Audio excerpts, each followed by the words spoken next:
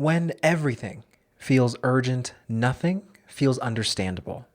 You scroll, you read, you listen, and somehow you're more confused than when you started. You're not uninformed. You're overexposed to narratives without context, conflict without clarity, and conversations designed to make you choose a side before you even understand the issue. This show isn't about telling you what to think. It's about slowing down the noise just long enough to ask better questions. I'm Quiver-Arnold, and this is Context, Not Chaos.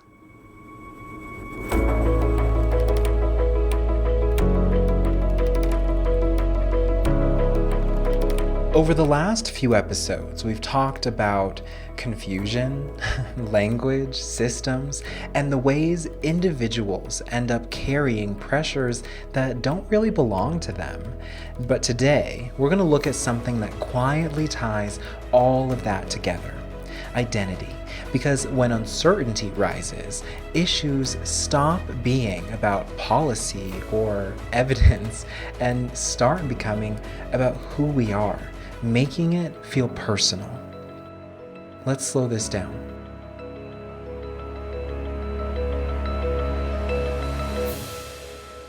Identity helps us navigate complexity, right? It tells us several things: who we trust, where we belong, what feels familiar, and what feels threatening. But in moments of overload or overwhelm, identity becomes a shortcut. It becomes a way to make decisions without having to process everything all at once. But I want to be clear, that's not weakness. Instead, what it is human conditioned doing what it evolved to do. And the challenge here isn't that we rely on identity, but more so that its identity often steps in before understanding has a chance. When public issues become tied to identity, they often stop functioning as problems to solve and start functioning as symbols to defend. But at that point, data feels optional, nuance oftentimes feels suspicious, and compromise feels like betrayal. And the issue itself becomes secondary. What's actually being protected is belonging, and belonging is powerful enough to override evidence, empathy, and even the lived experience. To understand how identity interacts with complex or even long-term issues, especially ones grounded in science, I spoke with communication researcher Dr. Ashleigh, whose work sits right at the intersection of communication and environmental science. Now, she holds a PhD in communication studies and specializes in crisis and risk communication while focusing on how to make sense of research findings or results and what they mean to the public. Now, I spoke to her about topics like environmental policy because climate and public risk so often trigger an us versus them thinking, even when the science itself is nuanced. Now, here's part of that conversation. First, I want to thank you for taking the time because I know you're very, very busy. So I want to say thank you for just like agreeing to do this because you were one of the first people who, when I started this project, I knew I wanted to talk with you. I knew that you, or at least I assumed you would have a lot to give or provide when it comes to this type of topic. So thank you. Thanks for having me. I'm excited to be here. Of course. So I want to start out with last night, I was at this reception dinner thing, and another individual who was seated at the same table as me recognized that I work in media. And, we're having a conversation about current events and the severity or intensity of what's going on right now and how that impacts, our mental.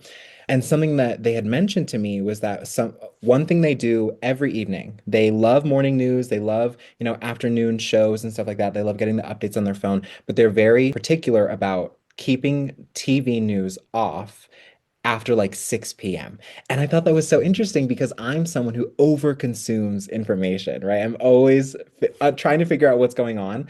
But I was just curious, like, do you have any methods for preserving, I would say, your mental health when it comes to what's happening in the world? Oh, absolutely. Very similar to what you just noted, I also don't watch, I try not to consume any news after, Mm. dinner time. So for us, that's around 6 p.m.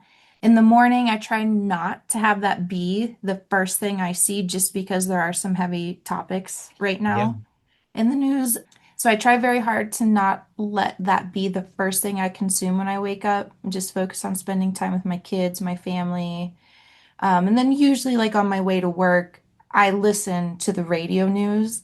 And Hmm. then usually towards the end of the day before dinner time, I will consume news. And I do have a cap for myself, similar to what you just said as well, around like an hour. I try Yeah. not to do more than an hour, and I'm done by dinner time. And would you say that works for you? Like, does it like more so than any other approach? For yeah, right now, absolutely it works. I feel informed. I feel like it's a healthy boundary I have. And usually if I do miss something between like when I listen to radio news in the morning and then, look or listen or watch news in the evening, friends, family are sure to fill me in if I've missed something. Yeah. So. Well, I appreciate you saying that because it kind of, I think, relates to the first question that I really want to ask you. Something that I mentioned in your introduction is that your work is rooted in communication research, right? Especially around making sense of what's happening from a research perspective. And so, with that lens or that hat on, why do you think complex science-based issues, right, are so quickly marked with identity instead of shared problems that I think a community or individuals can solve? So when you say identity markers, do you mean people getting away from the topic, the research topic, science topic, and making it more focused on a particular group or? Yes, exactly. Mhm. I think there's a lot of reasons, and just speaking at the more meta level here without like Yeah. a particular example to go off of, I would say there's lots of reasons. One could be how it's framed with however they're exposed to it, Hmm. whoever packaged how that message is coming across. It could be framed in a way that initiates people to think this is an us versus them situation, or this is about a particular identity versus it being about research or science. And I think another reason that those can be sticky, topics that and hard for people to see clearly is translating research is not easy. Yeah. Translating science so that the average consumer, the average person can understand it is not easy. Um, and most people in the general public don't necessarily have a background in research, science, or translation of research. So it's very easy to essentialize or generalize when that would perhaps not be the appropriate thing to do with whatever science or research topic you're talking about. Hmm. There's usually really hardcore boundaries with research in terms of like how you've sampled from a particular population. Did you sample a large enough group in your study to actually generalize that knowledge to the larger population that you're focused on? And so, without all of that context, on top of how that particular topic is being framed, like in news media or social media or by a friend or family, Yeah. it can become something that is very easy to centralize, improperly generalize, or improperly take away the wrong message from it, like, not keeping it focused on the research or science, but making it more about a particular identity or group. Yeah, absolutely. And, I like to think myself, but you especially, have a good head for numbers, right? And I don't know if you remember this, but this was maybe like 10 years, 10-ish years ago, when all of the Boeing 737 planes were going down across the world, right? And then eventually there was a documentary that came out. And I was so fascinated because how is it that 300, 200, hundreds of people can fall out of the sky, right? And so when the documentary came out, I watched it and I was glued to the screen and like my family, I was with them at the time. And they would like pass by as I was watching and they would include a lot of data and graphs showing the level of planes, the severity of the mechanics that were defaulting, and all that stuff. And I was just like, I was so fascinated. I was just sitting there like, oh my God, this is so cool. And I remember at one point my father, he passed by and he was like, what does that mean? Or he was so confused because that on the screen at the time there was like this maybe a line graph, and it was just like all these things like scaling and going up and down, showing over time the progression of what was happening. And I thought that was so interesting. And I think about that when you were talking about how difficult it can be for some people to understand numbers without extra context or without, or maybe sometimes with certain mediums, changing a message. Do you think that's a pretty common understanding that people tend to have a hard time with the numbers in particular? Absolutely. Absolutely. So think of it this way, right? Like there's lots of cases where we see things on news media or commercials, whatever it might be, ads, on social media, online, or streaming, cable, whatever it might be. So we often are exposed to things like, 2 out of 3 Arizonans are going to support this political candidate, right? And so when people see 2 out of 3, they're like, wow, that's a really big portion of Arizonans that are going to support that particular candidate. Hmm. But then a lot of people who don't have the training in research, who don't have a background in statistics or research methodology, they might not realize that, like, how did you get that 2 out of 3? Did you only sample 3 people? And then you essentialized that and said, okay, I only sampled 3 people, and 2 of them said they're going to vote for that political candidate. Yeah. Um, or was it a larger sample? Or, like, did you sample only from one particular place in Arizona, like the big metro area of Phoenix? And that would be really different versus if you sampled in Flagstaff or Tucson or Prescott or Yuma. And we do have a lot of data that would suggest that the general public does not have those roadmaps, that schema in their mind to question what does that 2 out of 3 mean that I'm seeing on this media. Yeah. Yeah, so I think it is definitely something that people are exposed to, and it can be problematic when enough context or details on those numbers are not provided. Absolutely. And I think the hard part, especially when it comes to like a research perspective, can be that you don't always have the answer. You know, Mhm. oftentimes there is a level of uncertainty involved, whether it's with medicine or research or data reading. And I think oftentimes, I think the general population looks at that as a fault as opposed to like just part of the process. Would you agree with that? Yes, absolutely. And what becomes a really delicate, fine-tuned dance is the way in which then that uncertainty of the scientific process, how that gets communicated is the big difference. Hmm. Helping people understand that science is building on extant research, trying to build on it to get to a particular point. Again, many people might not have the background to understand that that is part of the scientific process. That is how, trial and error, testing things out, testing again, um, testing with a different population, etc. And that can be hard for the general public to follow if it's not communicated. And the way in which it's communicated has a lot to do with it too. Yeah. Who's communicating it? Do they trust those people? How much background info are you giving people on that topic? Are you talking to them at an appropriate reading level? Mm. That's a huge thing, Yeah. especially, in the United States, depending on what sources you look at, what organizational like reports you look at. The reading level of the average American adult is anywhere between, the seventh to eighth grade level. And so Wow. when you think about that, and then you think about trying to communicate complex science, let alone just like the background on the scientific process, but doing it at the eighth grade level, that's very complex and that's very tricky to do. And in addition to that, I would also say, if people don't trust the message sender, like good luck.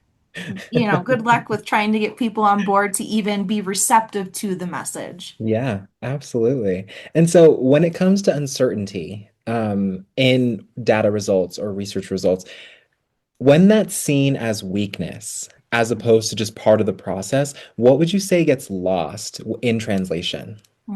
I think going back to what I mentioned earlier, that like part of the scientific process is sometimes figuring out what did not work, or Hmm. going back after you get results that are uncertain or don't match extant findings from other studies, is going back and redoing it. And that part of it, of like that uncertainty that you might find, or like um, findings that are somewhat contradictory to extant findings on a topic, going back and redoing it is part of figuring out that uncertainty, right? So the Yeah. trial and error, the redefining, the going back to do it again, maybe do it in a different way.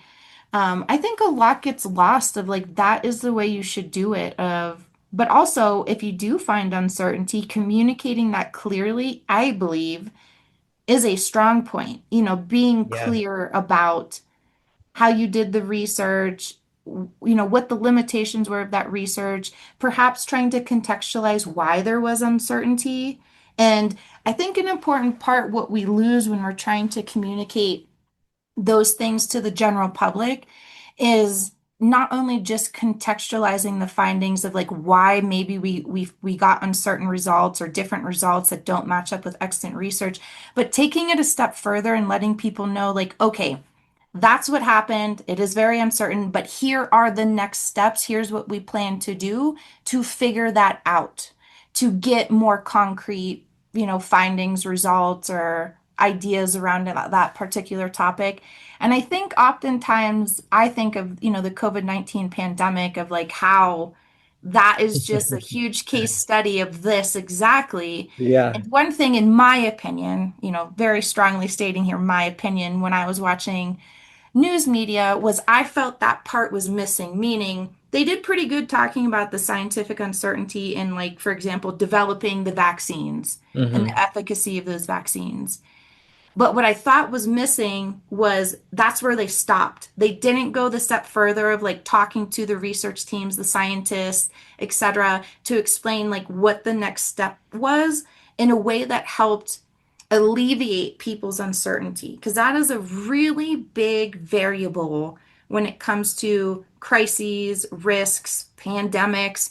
People have a lot of uncertainty, and it is usually, leadership's people who are in positions of leadership. If you look at the best practices for something like crisis communication or risk communication, you want to communicate honestly, but you also want to help people alleviate their uncertainty. And part of Absolutely. that, yeah, and part of that is not only explaining what is causing the uncertainty, like the crisis, the risk, if you have that information to share, but then telling the public, what are you going to do next to try and figure this out? And I do think that was present during the pandemic, but not always. Hmm. And when it was present, I don't know if it was as clear as it could have been for people.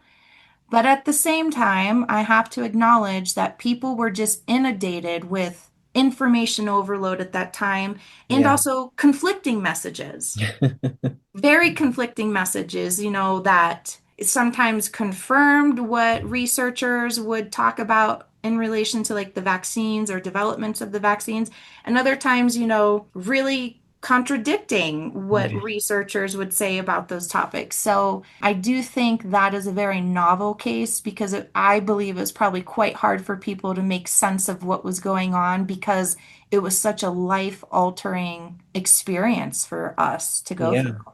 And I'm really glad you brought up that example in particular because I agree. I think it's a perfect case study, especially when we look at essentially what was happening during the pandemic was that the scientific process was out on display from Hmm. start to finish, and so we had things like conflicting information in the beginning. And then once the vaccine manufacturing process started, then it became about, okay, which one's better, Moderna Hmm. versus Johnson and Johnson. And then we Hmm. had information going out that should not have been going out at the time, where, X number of people were experiencing heart problems or heart palpitations after receiving the Johnson and Johnson vaccine, as opposed to however many people getting it from the Moderna, and that caused this like mass, almost shared understanding that one is better than the other, where it may or may not have been the case. So I think I'm really glad you brought that up. One thing I am curious about in this specific example I want to clarify for anyone listening. You've said a few times extant research, right? And for anyone who doesn't know what that means, can you describe what you're talking about when you say extant research as opposed to general research? So when I say extant research, I mean any research that's already been done, published, it's been through peer review. And if you don't know what that is, it's when, if I was going to publish a research report, I submit it to a scholarly journal to get published, to be out there in the knowledge world, like Hmm. published for other folks to use, see, perhaps replicate. I submit it to that scholarly journal, and then they typically send it out to two or three anonymous reviewers in the same discipline, in the same field, who are experts on that topic of the research. They critique it pretty heavily. I get it sent back with a decision, and I usually, usually you have to make a quite substantial edits based on those reviewers. Then I resubmit it back, the edited version, and then the editor typically at that time, typically, that's a big qualifier, makes a decision of whether it will be published or not. And that process is to vet, to ensure that the research we are publishing is in fact sound, rigorous, valid, reliable, has appropriate boundaries around the context of the findings if that's needed, meaning like if I did a survey with just 100 people about, let's say, college students, and they were all college students who took my survey, I Yeah. could not generalize findings from just 100 college students to all college students in the United States, right? I would have to make sure I have appropriate boundaries around those findings, that this is not generalizable knowledge, it's just with 100 students. So that I would have to really make sure that those boundaries are clearly communicated, and that is part of why peer review is so important. And so that's a little bit backstory of what I mean by extant research. It's all the research out there that's been vetted, it's published, it's out there for people to read. Yeah. And so bringing it back to the example we were talking about right now with the COVID-19 pandemic, how difficult would you say from a research perspective is it when you're going, one, through the scientific process in front of the entire world, and two, putting out information, putting out, vaccines without having gone through that extant research process? Do you mean like how people would perceive that, like general public, or as a researcher, what would that be like for As a folks? researcher, yeah. It's hard because once you have stuff published out there, people can make sense of it however they want. And sometimes they don't get it right, in terms of how they have paraphrased, for example, your Hmm. research. So that can be really hard when you see maybe like, and it can be other researchers, it can be news media outlets, it can be just, random individuals on social media who have incorrectly paraphrased or incorrectly summarized research reports. And that's part of the issue too. Like we live in this age of information. We can be constantly connected. Social media allows for rapid dissemination, and that's great. But at some points too, that's highly problematic because people can make sense of things however they want and share that then out to the world. And sometimes that takes off faster than, the actual research report from the researchers. And I think it can lead to problems with mis, dis, or malinformation, like all three of those types of things. Yeah. And I think we saw that during COVID-19 as well. People incorrectly paraphrasing or incorrectly summarizing research. Hmm.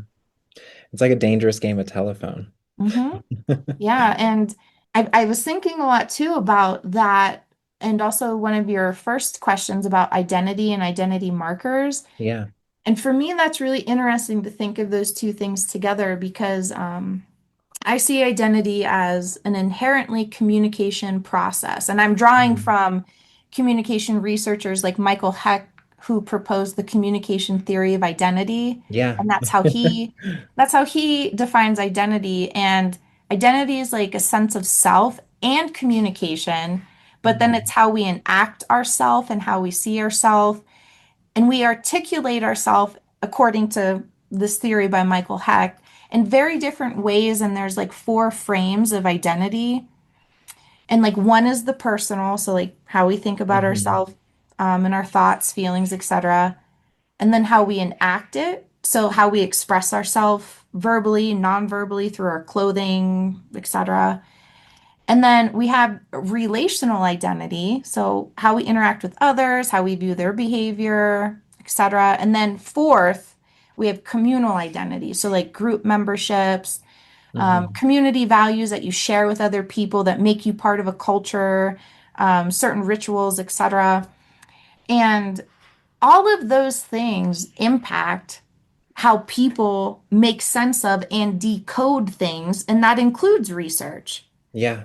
So, like all of those different layers of our identity, communal, relational, enacted, and self or personal identity, they really impact us. And sometimes I often wonder, I'm wondering, like, do people realize how these schemas we've had developing our entire life are impacting how we are processing messages we're receiving, inclusive to like science and research related messages? Yeah. So I want to make sure I'm understanding this right from what you're saying for anyone listening. So what you're saying is not only are there roughly four separate types of identities in which we interact with each other or we see ourselves, but it also influences how we take in information.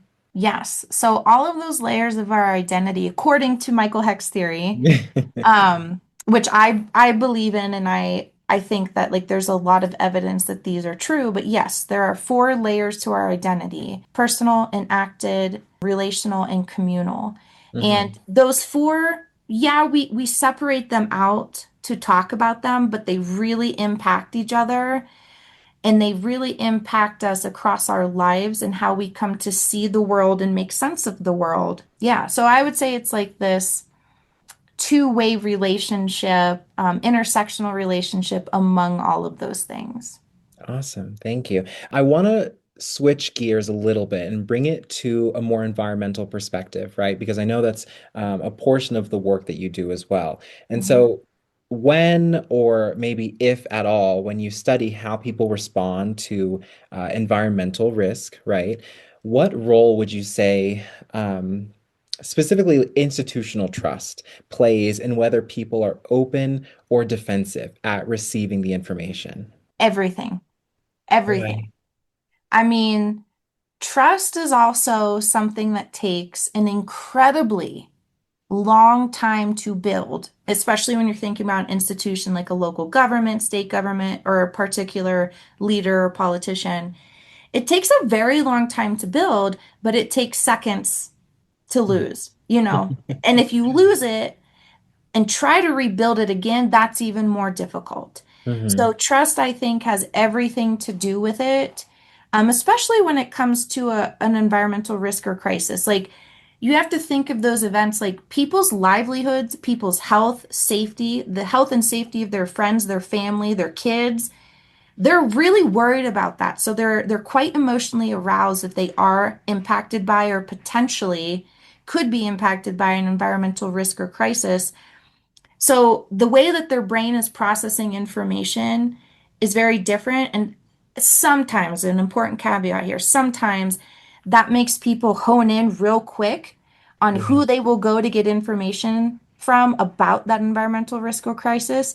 And if they come across, like, let's say they don't like the mayor of their town, and the Hmm. mayor of their town is telling everyone they should evacuate because of this environmental risk or crisis and they don't trust that mayor, it'll be, it could be just a few seconds that they just see that message. They're like, nope, don't trust that person. They move on. Yeah. Um, so yeah, trust has a lot to do with whether people will even engage with a message about an environmental risk or crisis.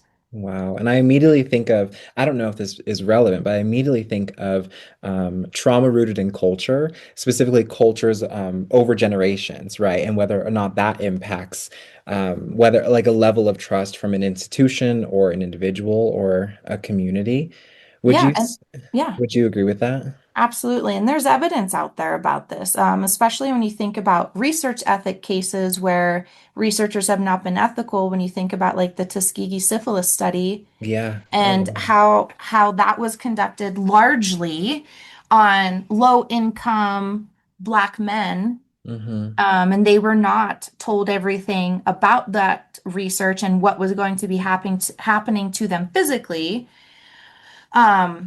And there is evidence out there, published research reports that suggest that due to that trauma, that cultural trauma for that particular group of people, that has impacted their trust in medical institutions and medical professionals to this day. Yeah, I In think about white addition, coat syndrome too. yeah, yep.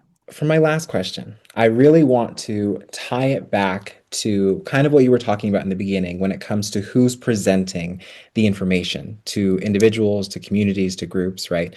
So, for any, be it communicators or media professionals listening, what's one mistake you see repeatedly, or just every now and again, when science-heavy issues are communicated to the public? I would say not communicating at the appropriate reading level. And in that same point, using perhaps too much jargon or jargon that is not explained enough Yeah. for people to understand. And also in that point too, not enough contextualization about that science or that research so that people understand the boundaries of that Mhm. science or research. And do you think that that plays a role in not only trust, but also understanding? Absolutely. So to put it very simply, if I am trying to communicate a finding to somebody and I'm speaking at such a high level that they can't even understand or begin to process what I'm talking about, immediately for most people, that disengages them and also is a signal, why would they trust me if Mhm. I'm not communicating in a way that they can understand or in a way that they perceive as clear? Yeah. So to summarize it, what I'm getting from you here is that essentially what you're talking about is meeting people where they're at. Would you say that that aligns with what you're saying? Yes, and to do that, you have to have enough background knowledge, right? There's not a one size fits all approach to communicating, especially communicating about research or science heavy topics. You need to know a lot of information about your target population to be able to tailor those messages in a way that they can understand. Wow. Dr. Ashley Day, I want to thank you again for taking the time to speak with me. I really appreciate it. Yes, thanks for having me. This was great. Oh my gosh. Now, what stands out to me there is how often identity steps in where uncertainty lives. Science, especially environmental science, rarely offers simple answers, right? It offers probabilities or time horizons or even trade offs. But identity prefers clarity. So instead of sitting with uncertainty, narratives oftentimes collapse complexity into sides, right? Into who's rational and who's dangerous, or who believes and who denies. But once that happens, the conversation isn't about outcomes anymore. It's about alignment. Here's a reframing practice you can try. When an issue feels identity charged, I want you to ask yourself what conditions are shaping how people interpret this information. Whether it's conditions like trust in institutions or lived experience, economic vulnerability, historical harm, there's so many to choose from. But what I want to point out is that conditions can be addressed, but identities can't. That shift doesn't eliminate disagreement, but more so lowers the emotional temperature just enough for understanding to re enter the room. Before you log off, let's take one moment to bring this back to the human scale. Not the label, not the stance, just one question to sit with. And today's question is this: where has identity replaced curiosity in how I'm engaging this issue? Notice what becomes possible when understanding feels safer than alignment. Because the goal here is not agreement, it's clarity and care for the people living in these conditions. I'm Quiver-Arnold. This has been Context, Not Chaos, and we'll pick this back up next time.